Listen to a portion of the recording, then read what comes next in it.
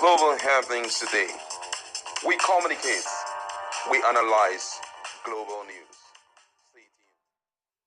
Hello, great people. Welcome back to our channel. In what looked like a fresh crisis between Atiku Abubakar and Wike, the FCT minister. All of this is traceable to a particular letter sent by the People Democratic Party to INEC, that's Independent National Electoral Commission chairman, over the postponement of the South-South Zone Congress. And the letter was presented by Paul himself, that's Paul Ibe, who is special advisor to Atiku on media issues, and he brought out the letter which clearly stipulated the position of the People Democratic Party in respect to the issue of the postponement of the Congress, which Wike did not care to look at, but went ahead to convene the South-South Congress in Calabar, Cross River State. He brought out the letter, and this is what Paul Ibe, special advisor to Atiku Abubakar, had to say to Wike. He says, "It is no longer news that Wike is doing anti-party, that he is willing tool used by Tinubu's APC administration to destroy the official PDP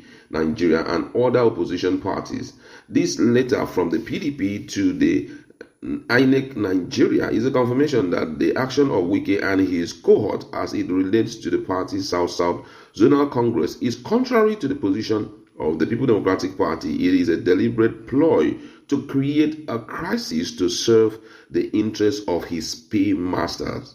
That was what he said. But shockingly, in few minutes, Lere Olayinka, who is also a special advisor to the FCT minister, jumped into the thread immediately and made some very strong statement. He says, "Better tell your serial presidential candidate contester and loser to go and rest. The seed of anti-party your Atiku sowed in at official PDP in 2003, 2007, and 2014 is still haunting the party till date. Till today. By the way, did you bother to check the date this letter was written and the date it was received by INEC? Letter that took 5 days to trek from Wadata Plaza to INEC office and was received 3 days after the Congress was held is what you are celebrating here. Wahala, no gree me." That was what Lere had to say about this whole saga. And a lot of Nigerians have jumped into the trade also, lambasting Lere. Some of them even calling up certain things that have been posting against him. One was that which was posted by Punch some time ago, where the police are raining fire and say, "Hey, that's Lere himself for alleged stealing and fraud." Some other persons have also talked about it. But then it's important we look at this particular letter that was sent by the People Democratic Party. It was actually written on Thursday, February 20, 2025. But just like Lere had said, it was received on the 25th February 2025. And this is what it reads. It says that the Chairman, Independent National Electoral Commission, National Headquarters, Plot 436, Zambezi Crescent, Maitama, Nigeria. Abuja.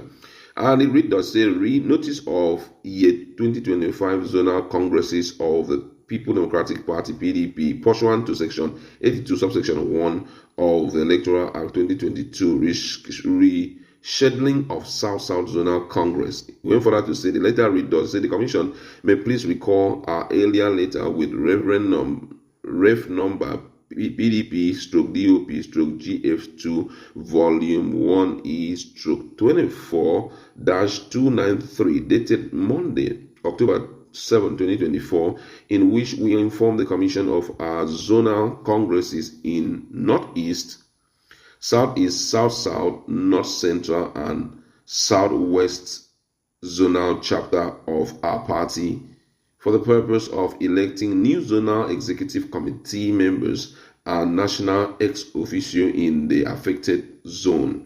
We hereby wish to inform the Commission that due to operational constraint and unforeseen circumstances, the earlier scheduled South-South Zonal Congress will not hold as scheduled. We shall communicate a new date and venue to the Commission once it is fixed. While thanking you for your usual cooperation, kindly acknowledge the receipt of the letter and please accept the assurance of our best regard. That was what was written on it, and it was signed by Umar Damagum himself, he signed the letter, and also Okoye, Ude Okoye, Right Honorable Ude Okoye, who is the substantive National Secretary, also signed. But INEC showed that they received the letter on the 25th. I don't know how that will affect anything. But interestingly, INEC did not even send any representatives to that zonal, South-South zonal Congress held in Calabar, which means possibly there may have been a pre-knowledge. I don't know why it was stamped on the 25th. But based on what we have seen, it was sent in on the 20th of February 2025, and that Congress actually took place on the 22nd February 2025. So just to show you that INEC knew something about it, because I'm trying not to be biased here. INEC showed that they received it on the 25th. But the problem that we have here is that INEC didn't even send in their representative, to know that something like that was holding.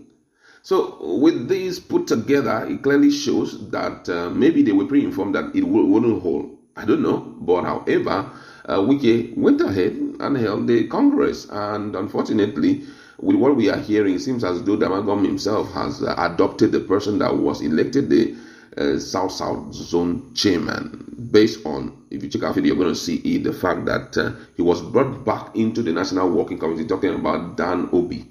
He was brought in again to the National Working Committee. I don't know why it was that way, but all of this points to one direction, that with the latest info, there's going to be a huge chaos, because Wike, during the Congress, actually made his point very clear. One of it was that he will not allow any Congress to hold. I don't know the kind of power he has, but that was exactly what he said, that this is the last one that I've held, that there won't be any South-South Zone Congress again. And if you check out that particular meeting, governors, none of the South-South governors were there. So all of that put together makes Nigerians to know that in the future, what the future holds for PDP is nothing to write home about. We are so sure that the party is going to face another level of crisis this time around at the national level. And don't forget that because of all this back and forth, a lot of people have been walking away from the party. They have lost a reasonable number of persons. One of it is Ned Nwoko, who is a senator in Delta State. He walked away from the party, though the party has demanded to let him know that he's walking away. He has to also leave the position behind. But already the chaos in PDP has exempted him, because that's an exceptional case, and all of that. So right now, Atiku Abubakar trying to come in, though he did not respond to what the rest said, but that's a pointer to the fact that they know what is happening. And if they don't speedily get all of these things settled once and for all, then we are up for a fresh fight come 2027. However, I would like to leave it there. What's your standpoint on this? Do you think that what the rest said, especially pointing fingers at Atiku, that he was the first person that started anti-party activity, is actually true, and that the impact of it up till date is still affecting the People Democrat?